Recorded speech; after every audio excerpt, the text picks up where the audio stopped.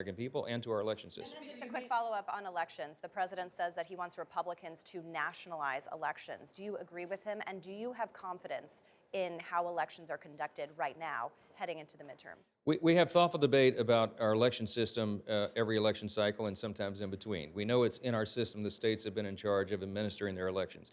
What you're hearing from the president is his frustration about the lack of some of the blue states, frankly, of enforcing these things and making sure that they are free and fair elections. We need constant improvement on that front. I don't know what the ultimate solution is going to be. I'm not going to get ahead of the negotiations here, but I think that is something that's going to be a continuing theme here. It's something that we'll continue to push, and we hope the governors will insist upon that same thing as well. In some of the states, like in California, for example, I mean, they hold the elections open for weeks after Election Day. That's just one thing that bothers so many people.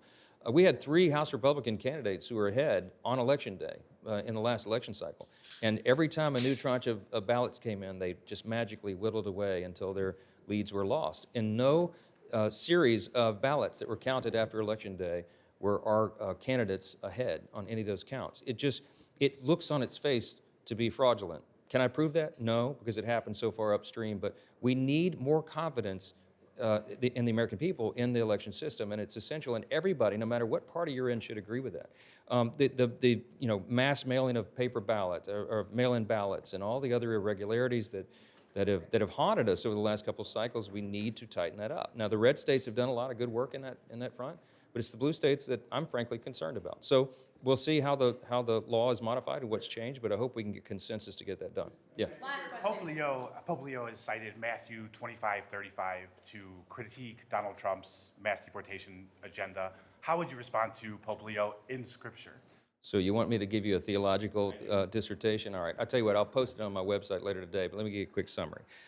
Borders and walls are biblical. From the Old Testament to the New, God has allowed us to set up our civil societies and have separate nations. Immigration is not something that's frowned upon in Scripture. In fact, it's welcome. We're to welcome the sojourner and love our neighbor as ourselves. But what's also important in the Bible is that assimilation is expected and anticipated and proper. When someone comes into your country, comes into your nation, they do not have the right to change its laws or to change its society. They're expected to assimilate. We haven't had a lot of that going on. When people cite passages out of the Old Testament, they say, well, you're supposed to take care of the sojourner and the neighbor, treat them as yourself, welcome them in. Yes, but that is an admonition to individuals, not to the civil authorities. The civil authorities are given authority under Scripture to maintain order. Romans 12, you want to do this? Romans 13 says that the civil authorities are God's agents of wrath to bring punishment upon the wrongdoer. And it says if you do right, you have no fear of the civil authorities, but those civil authorities are necessary. It's a calling.